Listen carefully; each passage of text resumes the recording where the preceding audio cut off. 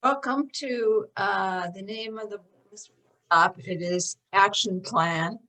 And my name is Tina, and I'm a compulsive overeater and recovering bulimic. The session format is one speaker for 35 minutes and answer, share, and shares. Before I introduce the speaker, here's some housekeeping information. Attendees are set to mute. Ask you to rename yourself to your first name and last initial. If you wish, you can add your phone number or email. The session is being recorded. Only the audio portion will be made available. Please stop your video if you are walking around, driving, or eating. You will still be able to hear the session. You may turn off your video for you. Please send a chat message when you are ready to have your video turned back on. If you want to change your view settings, click on the view button on the top right of your screen.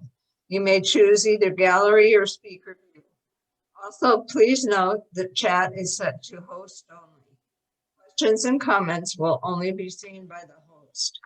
Our speaker is Joe A. from Houston, and Joe, it's your show. Okay, 35 minutes, correct? Yes. If you give me a prompt at 25 minutes and then again at 5 minutes before it ends. Okay, I sure will. Thank you. Thank you. My name is Joe and I'm a compulsive overeater. I still miss from live meetings everybody saying back, hello, Joe. It's something that, because what it does is it makes me part of a community. And I think that that is a very important part of Overeaters Anonymous. To just qualify quickly, my top weight was in high school. It was somewhere around 300, 325. I'm not sure because I didn't weigh. And I remember my belt size was somewhere around 56 to 58 inches. And I started gaining weight at about age 13. And I went from very thin to that weight in about 2.5 years. I was trying to cover up feelings. I was trying to not feel the pain, emotional pain that I was feeling most of my life. And when I came into Overeaters Anonymous, that all changed. I lived in Houston in 1976, I came to Houston and I started my own business in 1976 or 78. And I started to, I would go in a yo-yo type of diet. In 1977, I actually went on my last diet before Overeaters Anonymous. And that consisted of a bowl of vegetable soup and a glass of iced tea every day for 9 months. And it was out on the table waiting for me at the restaurant when I came into the restaurant. And then I would have a very heavy dinner of 40 to 50 milligrams of Valium dropped in 3 or 4 scotches. And that's all I had to eat for 9 months. I went down from 272 pounds down to 141 pounds. And one of my fellow employees said, I had a complete psychic change, but it was not quite the psychic change that it mentions in the big book. In 1983, I bought a building with 2 people. And I think they knew after about 2 weeks with me, because I was absolutely nuts. I was literally crazy, that they needed to either drink again, they were 6 years sober, sell the building at a great loss, or get me into a 12-step program. And they started very slowly 12-stepping me into Overeaters Anonymous. Using the tagline, we've seen many people there lose a lot of weight. And so, I just didn't think it'd work for me. The only thing that ever worked for me was drugs. And, I just ignored it till May of 1983, the Friday before, 7 to 8 days before Memorial Day, or 9 days before Memorial Day. On a Saturday, I was driving along, doing something that I hated to do once again, because I couldn't say that longest word in the English language, no. And I was going about 70 miles an hour on a freeway. And there was a car parked in the freeway. And I hit it at about 70 miles an hour. And I walked away. I had one small bruise on my stomach. I wasn't wearing a seatbelt. I had chained it off in the back. And I then started to, I went to the doctor on Monday, and he said to me, you know, the only reason you weren't hurt is because you're so fat. And he said, you know, at our last physical, which had been a month before, I told you you needed to lose weight. And I said to him, I've been thinking about going to Overeaters Anonymous. And I think that that's where I took the first step when I realized that I was powerless. I came into the program I actually went to my first meeting on the Friday before Memorial Day, 1983. And I heard in that meeting several things that were to change my life. One was that there was a solution to how I felt. 2, I was only sick as my secrets. And 3 is that I should have 3 meals a day, nothing in between, no sugar. And I thought, you know, I didn't know. I just didn't think I could do it. I didn't think I could live without sugar. And because I only did 1 meal a day, and that was starting at 10:30 at the Haagen-Dazs ice cream store. And it ended at 1 o'clock in the morning after I had been looking at love in all the wrong places. And, you know, I just ate continuously for that period of time. But I went to a family reunion the next day, and I made the mistake of telling them I was on a diet. And all I heard all weekend was, Joe, can we make you something special? We can't make that. Joe can't eat that. And, you know, on Monday after I left that OA, that family reunion, from Saturday to Monday, I had 3 meals a day, nothing in between, and no sugar. And that's been my abstinence since May the 28th, 1983. I've had continuous abstinence. I must say that it's never been perfect, but it's never really broken certain rules that I have, which are no eating between meals and no sugar, and later no flour. What it has done is changed my life. Now, we were talking about old timers before the meeting. And really, you know, I just think of myself as an old fart. But anyway, what it is that, you know, OA was a little different when I came in. And there wasn't much emphasis, as I remember, on the tools. And we concentrated more on 2 or 3 things, which were very important to me. One is maintaining my abstinence through my food plan, going with my food plan and following it no matter what. Even if my ass was falling off, I didn't overeat. 3 is I get rid of my secrets. I go to a meeting every day. I get a sponsor and I talk to the sponsor. And, you know, I help people if they ask me to sponsor them, and I do service. So those were what I did early on. Was all of those things is what I did. Now, Action Plan was the last tool, I believe, that was approved by World Service. And when they texted me and said I was going to talk on an action plan, I thought, oh my God, I never follow one. I don't even know what it is. So how am I going to talk on it? And then I got to thinking about it. I want to read what it says in the OA literature. It says, an action plan is the process of identifying and implementing attainable actions that are necessary to support our individual abstinence. Just like our plan of eating, it may vary widely among members and may need to be adjusted to bring structure, balance, and manageability into our lives. Now, for me, my first action plan was just following my plan of eating, getting down on my knees every night and thanking God for keeping me abstinent and asking him to do the same tomorrow, and going to meetings and getting a sponsor and working the steps. You know, it wasn't written down. I was one of those people. There's a story in the meditation book for today where it talks about a woman who made lists all the time. And she once looked at her lists and she wrote down everything she needed to do for the day. And at the end of the day, she'd only done 4 or 5 of them. And she realized that she could never get all those things done in a week, let alone a day. And I identified with that because I was a maker of lists. I would make a list on everything. You know, I needed to call such and such. I needed to do such and such. And then at the end of the day, I would cross them over and there would only be 2 or 3 that were crossed out. So I think it was good for me that in the beginning, I didn't really write it down. But I want to talk to you about what I did, which was really a plan of action for me. After that first meeting on Friday night, I talked to the 2 people that brought me into the program. And I said, you know, is this a cult like the Moonies? And they said, no, it isn't. Because I seemed to think that there was a light of chanting and praying in that meeting. And I really thought I might not be able to stick around because they said a prayer I did not think I could remember. I really did not think I could remember the Serenity Prayer. It would seem so long and complicated. And they said, no, it isn't a cult.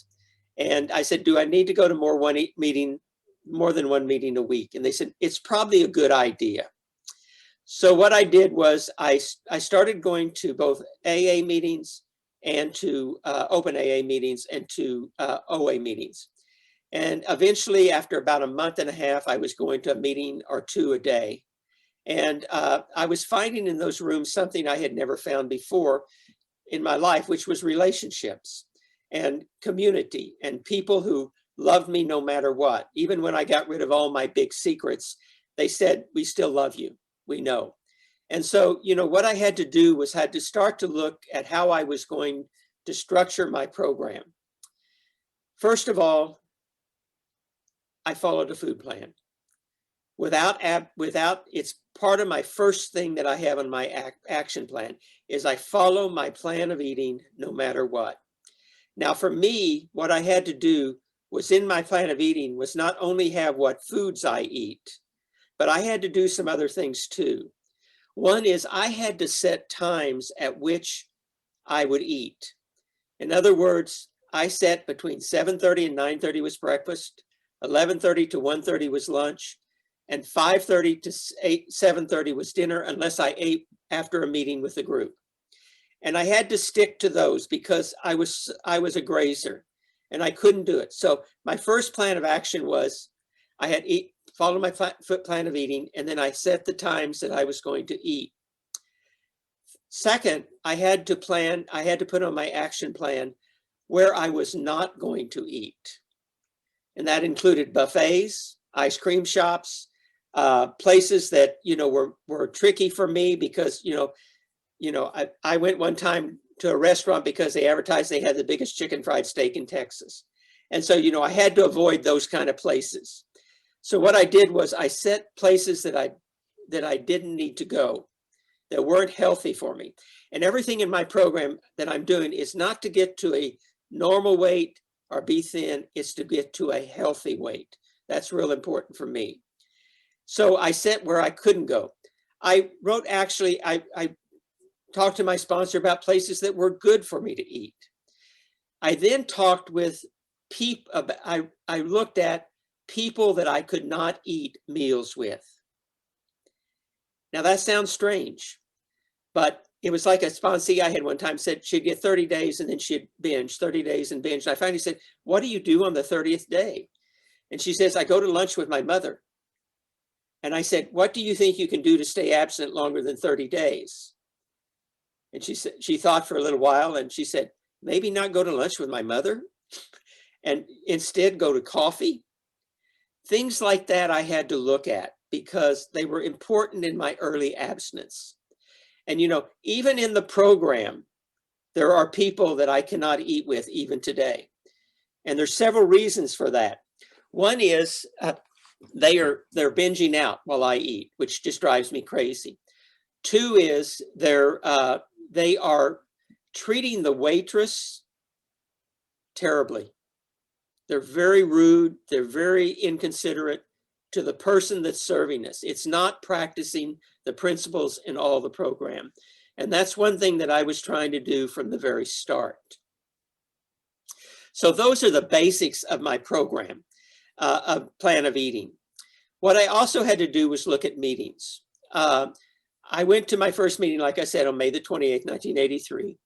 I started going to meetings. I started to explore. I became sober on October 6, 1983.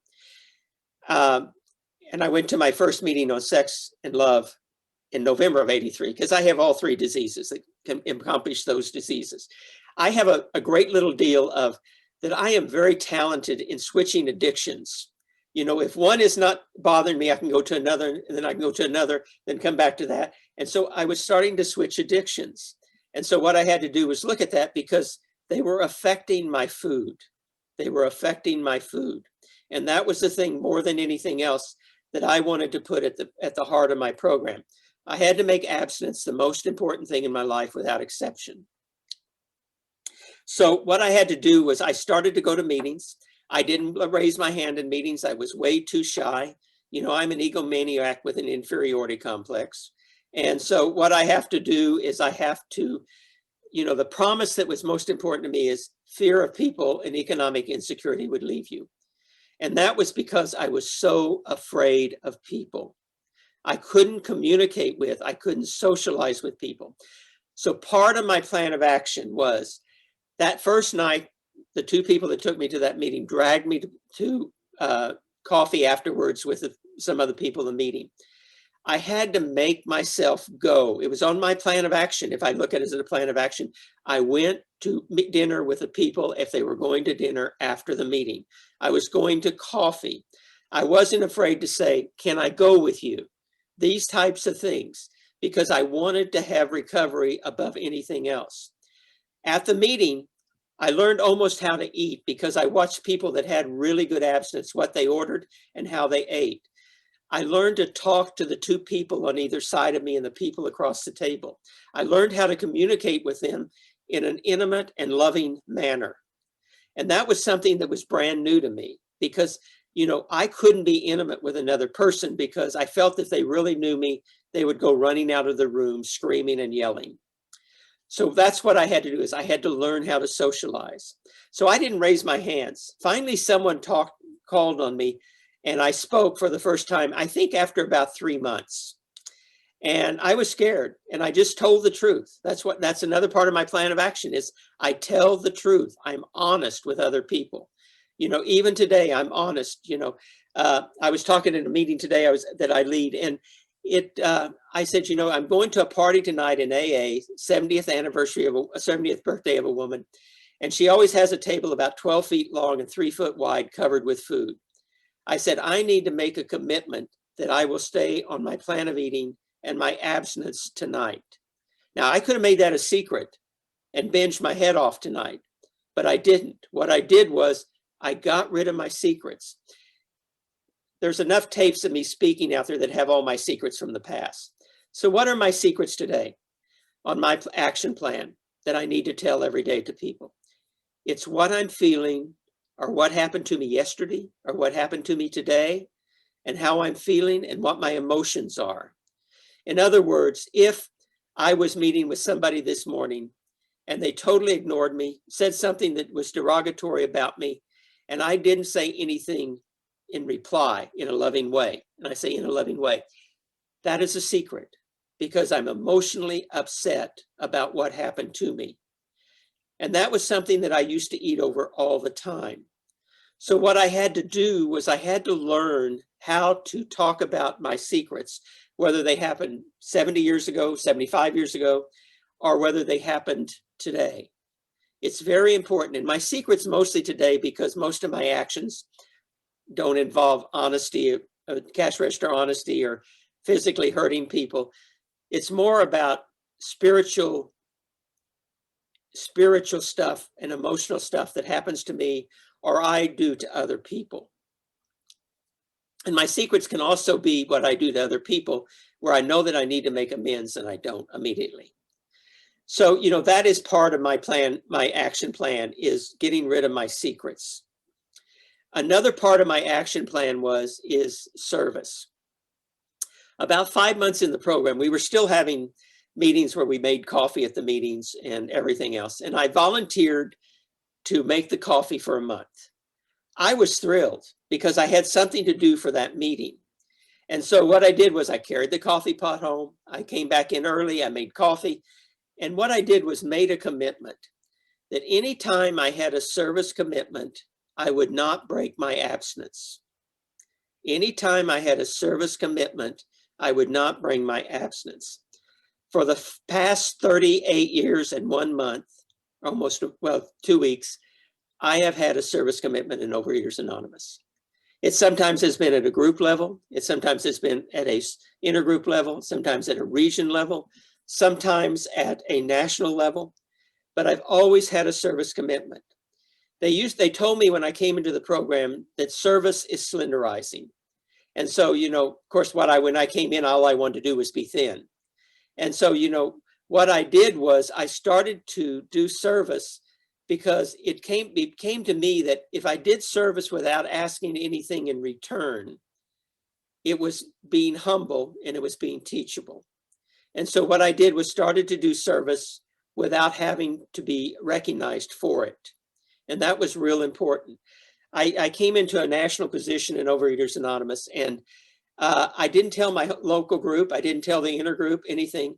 Someone finally asked me about a month, did this happen to you? And I said, well, yes. And she said, why didn't you tell us? And I said, well, I just didn't think I needed to make it a big deal.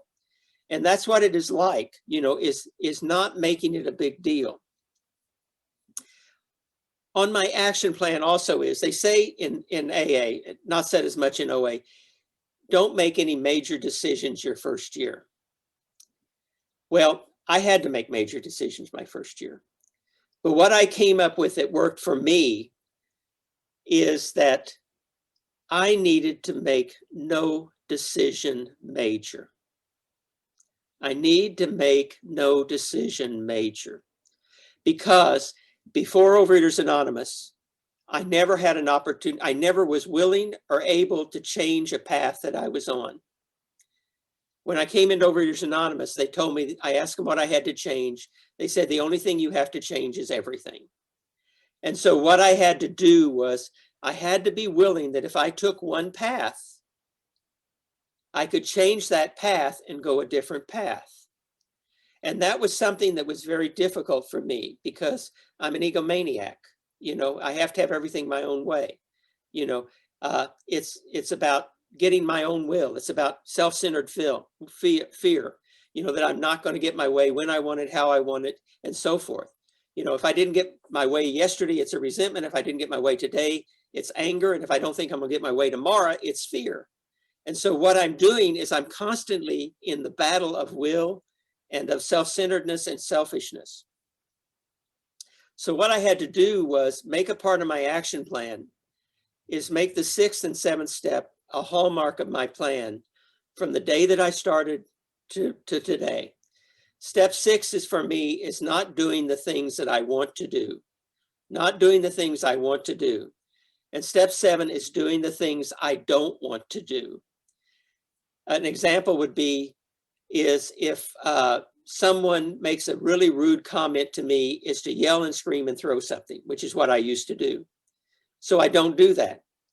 But what I do is today is I do one of two things. If I know it won't make any difference, I just ignore them and know that I'm okay the way I am.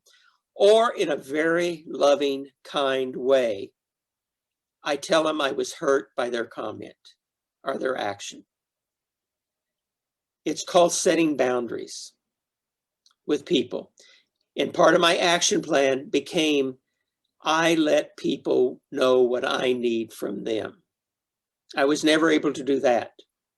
Is I let them know what I need from them. And then I set a boundary that there are certain things that I don't want from them, that I don't want them to do. And this was especially hard with my family, because I don't know if any of you came from a dysfunctional family, but I came from a dysfunctional family. And so, you know, my biggest problem was my dad. And so, you know, when I first came into the program, I had to take a plan of action to clear up my relationship with my dad and to accept him the way he was. And so what I did was I started to hug him. And my dad was not a hugger.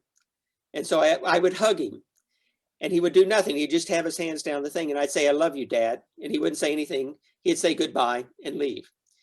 And I did that for about 6 months whenever I met him, or 6 or 12 times I met him.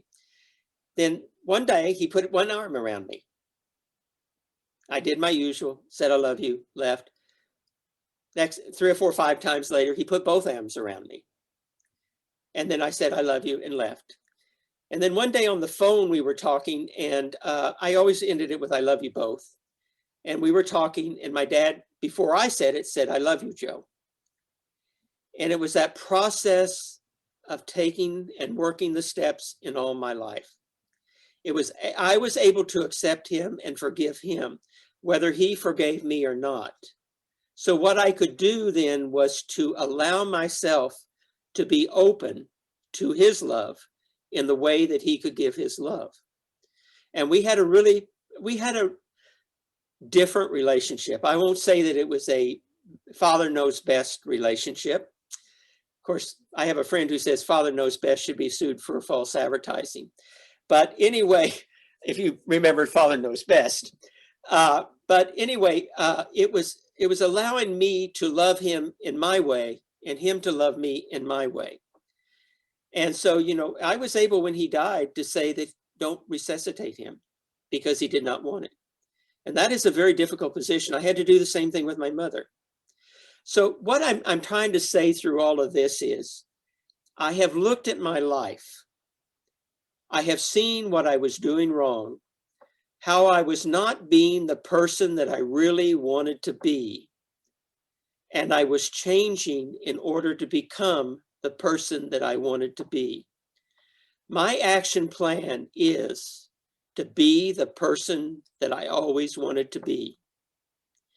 And so what I'm doing today is I'm slowly I've changed a lot, but there is a line in the big book that is really, really hateful. I wish they would take it out. And that is, more shall be revealed. And so what is happening is, as I live and I get old, I'm 77 years old. I have now been abstinent for I'm 76 years old. I have been abstinent for half of my life. I have changed. I'm a different person than when I came in. You would have not liked me when I came into this program. Believe me, I was terrible. The person that brought me into this program, the two people brought him, said, I used to come in like a hurricane and leave like a tornado and leave wreckage in the path. Because I could come in, I could find your weak spots, I could stick a knife in your back, twist it, pull it out, and go out of the room laughing. That was the way that I was. Today, I don't do that. That's one of the things about step 6 and 7. I'm not doing that today, even though sometimes I want to do it. Also, too, is I'm continuing to work what I did when I first came in the program. I'm continuing to do the basics. I have never got away from going to meetings. I don't go to as many meetings as I used to. Now, during the pandemic, I have started to go to more meetings because I actually love Zoom meetings. A lot of people don't, but I do, because I get to go all over the world. And so what I do is, I still go to meetings. I go to at least 3 to 5, 7 a week. I follow my plan of eating. I try to stay a healthy weight. One of the weird things is that when we went into lockdown here at March 1st, now you have to remember, for the 37 years before last March, I never cooked a meal at home. I ate every meal at a restaurant.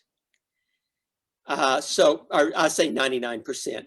When my house flooded, I asked the interior designer, do I need to put in a kitchen because I really don't use it? He said, you might want to put one in for resale.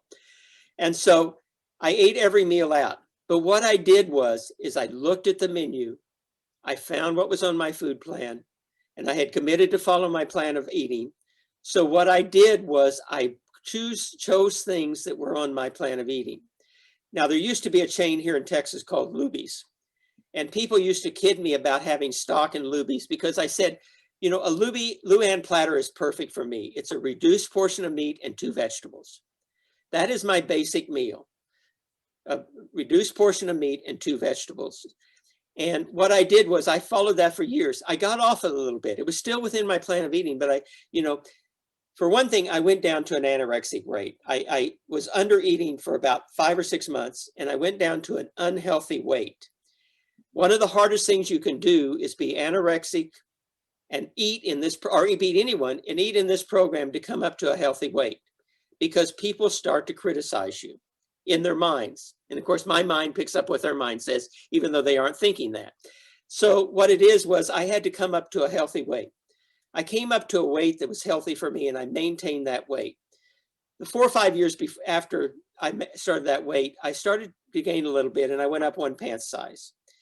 And so, or a pant and a half size. So when the pandemic came, I went back to that Luann platter. 2 vegetables and a reduced portion of meat. I've actually lost, I don't know, between 25 and 35 pounds in this past year. And I'm at a weight where I was when I was really wanting to be for most of the time in the program. So I have stayed pretty well the same weight. I had to find something that works for me. And that's the thing is, anything I've said today, if it doesn't work for you, throw it out. Throw it out. I've often said, if you follow my plan of eating, you'll gain 1,200 pounds. If I follow your plan of eating, I will gain 1,200 pounds. You have to find what works for you. And that is part of your plan of your action plan, is finding what works for you.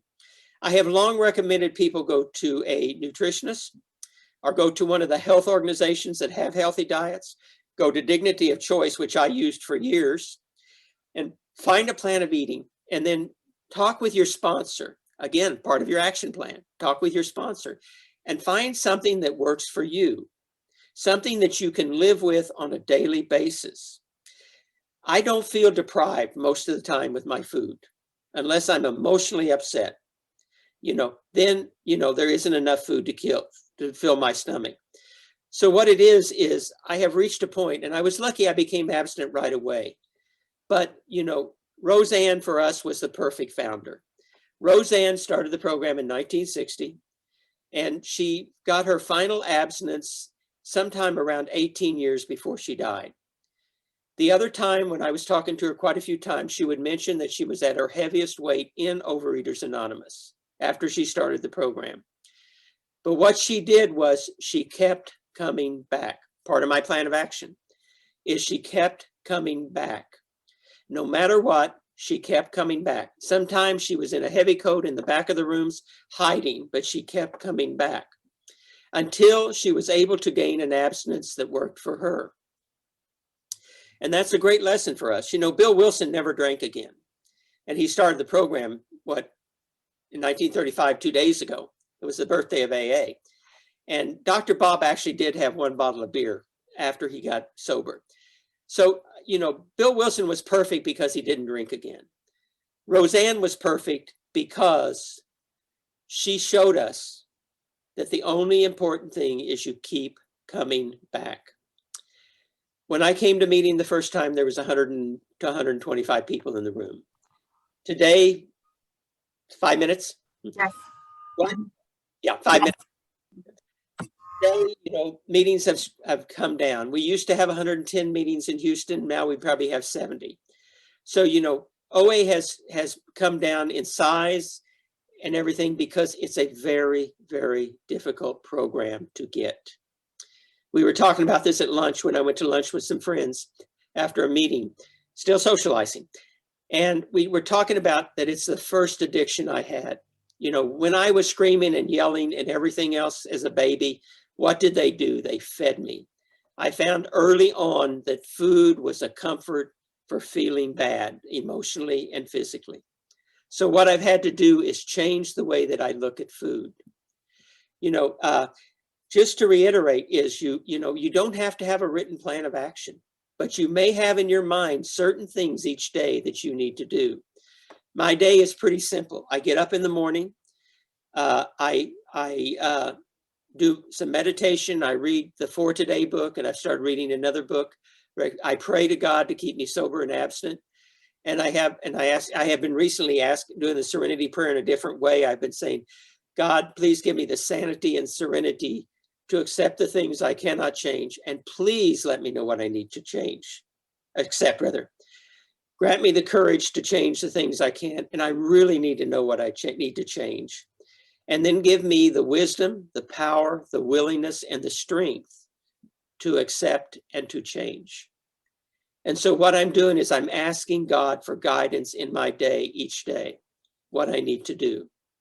And that is very, very important for me. It helps me to be centered in the morning, to start to look what I need to change and what I need to accept.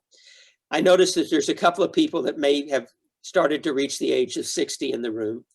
And you all look younger. But anyway, old age is not for sissies. And, I am now having to deal with old age.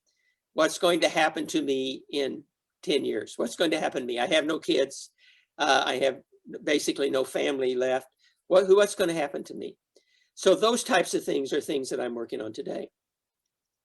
One of the things that's real important is the fellowship. I go to meetings, I go to lunch afterwards. I used to have parties at my house on the holidays. I'm starting to have a movie night where we get together and have a movie night because a lot of us don't want to go to the movies yet in the theaters. So I'm doing a lot of these things, and it's about the fellowship, helping each other. I will end with this. I was leading a retreat in Melbourne, Australia, probably 20 years ago, 25 years ago. And what I do is start a retreat out by having a trust walk where I divide people into two different groups. And I have one group close their eyes. The other group comes over and takes somebody they don't know and leads them around for 5 to 10 minutes with the other person keeping their eyes closed. Then it's reversed the other way. And everybody did it except one woman, and she wouldn't do it. And she said, "I'm blind, I can't lead." And that bothered me all day long. And so finally what I did at the end of the day, I went to her and I said, "I want you to lead me around." And she said, "Oh, I can't do that." And I said, "Yes, you can. You have a cane, use your cane, lead me around." And so she started to lead me around, and I closed my eyes. And I started to hear tables being moved. I heard chairs being moved. They were helping her to lead me. That's what the program is about. It's really the blind leading the blind. And it's about us helping other people in the program and to help them to use the tools and find what they need to do to stay abstinent on a regular basis. As I said, in AA, they said, even if your ass is falling off, don't drink. Even if your ass is falling off, don't overeat. If you don't overeat, more than likely your ass will fall off. Thank you very much. Appreciate it. And I don't know if that was on the action plan or not, but whatever. Okay.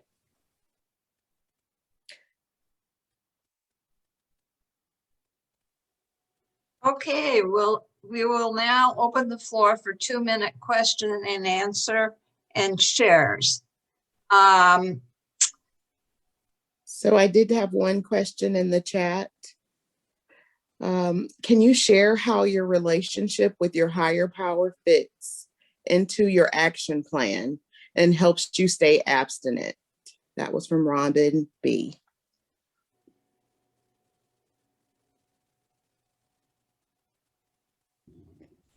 You're on mute, Joe. The most important thing I do is I pray morning and evening. And I get down on my knees still after 38 years. It's getting harder, believe me. I get down on my knees and at my bed and ask God to keep me sober and abstinent. He's a very important part of my life. What I also do is before every meal, I pray. I have a very simple prayer. Most people will never know I say it. I say, "God, thank you for this beautiful food, and please help me not to overeat." And here recently I've been saying, "And let this be more than enough." So I am bringing God into my life at least 5 times a day. And, you know, when I was younger, I wanted to be a minister. It turned out that I didn't become one. But what it was I'm not embarrassed. You know, I was with a client that I was trying to borrow $350,000 from. And a woman came up to us as she got up at her table, and she said, "Oh, it's so great what you did. It's just wonderful." And I said, what are you talking about? She said, "Well, you're praying." And I said, "Oh, thank you."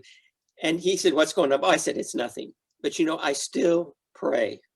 And that's where I bring God into my program. Now, sometimes I just use God as an acronym, group of dieters, good orderly direction, whatever. But I still, you know, it's using as my higher power first, the meetings and the group and the people in it. And now I really have a higher power of my understanding.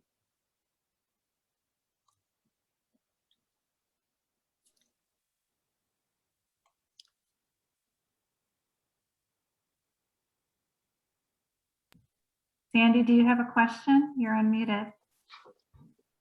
I had a kind of a comment on the plan of action. I am a compulsive overeater from Oklahoma City. I have been abstinent now 26 months from the sugar. I have managed to lose 70 pounds and maintained it through the pandemic. And the plan of action for me has been very similar to what was discussed. It has changed my whole life. It has turned it upside down, but it's great because I don't eat at any restaurants. I cook at home. I'm doing food balls for me now for next week, plan my food out. And it caused a rift in my social life. None of my friends, I mean, we can't go out because of what they want to do. And now we can go walk or do other things like that, but everybody wants to feed me, you know, and I told them this was not the children's zoo in Oklahoma City. I don't need to be fed, okay? And the plan of action on what it is that I can eat, and I have to watch everything because I'm sodium sensitive as well. And I knew when I came to OA, I was so desperate. I did 90 meetings in 90 days. And in one of the meetings, because I was a newcomer, I told who I was and how many meetings I had done. And a woman said to me, "Oh, you couldn't have done that many meetings." And I was somewhat discouraged, but I kept going. And I'm so thankful for Zoom because it allowed me to get to Dallas today. I wouldn't have drove to Dallas today. And it's been magnificent. I also have been able to find out who it is that I am because I didn't know me. When I got sober off the sugar, it changed so much. My vision, my handwriting, I came off of 5 or 6 medications, and it just changed who it is that I thought I was to who it is that I am now. And it's an absolute amazing. So I wanted to thank our speaker for doing what he has done today and enlightened us. Thank you. Thank you very much. And if you passed 10th in Portland in Oklahoma City, that's where I spent the first 25 years of my life. So, okay. Hi, Joe. There's another question in the chat. Did you say that you pray 5 times a day before eating 5 times a day? I pray 5 times, once in the morning, once at night, and before each meal, 3 meals. In other words, I pray, first one is in the morning, second one is at breakfast, third one is at lunch, fourth one is at dinner, and the 5th one is when I go to bed. I don't eat 5 meals a day, so yeah. I wish I could, but I don't. Adrian, would you like to go ahead? I'm Adrian. I'm a recovering compulsive overeater. Hi, everyone. Thank you, Joe, so much for reinforcing the importance of an action plan. I find that if I don't, and of course, my action plan used to be so anal and so long, and I would beat myself up if I didn't get everything done on it. Well, now I just know that pausing and connecting with God, if that's the only thing I can do, is read some literature and get spiritually connected, like it says in the big book, then I know my day is going to be okay. And I know that throughout the day, I can pause, pray, and use spiritual energy anytime I want. I can connect with my higher power at any time for direction.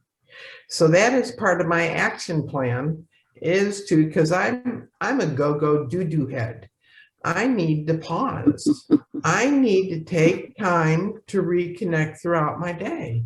Otherwise, I get so wound up that before I used to go to the food to calm me down. Now I've learned to pause and go to God to get me centered and get that emotional balance, because it's all about my thinking. It's not about the food, it's about my thinking. So thank you for the action plan and the reminder to keep it simple. Thanks, Joe. We have time for about one more question. No more questions. We'd really like to thank you, Joe, for, and also everyone that attended this session. We've gotten so much out of your talk today. It really, I know for myself, it was great.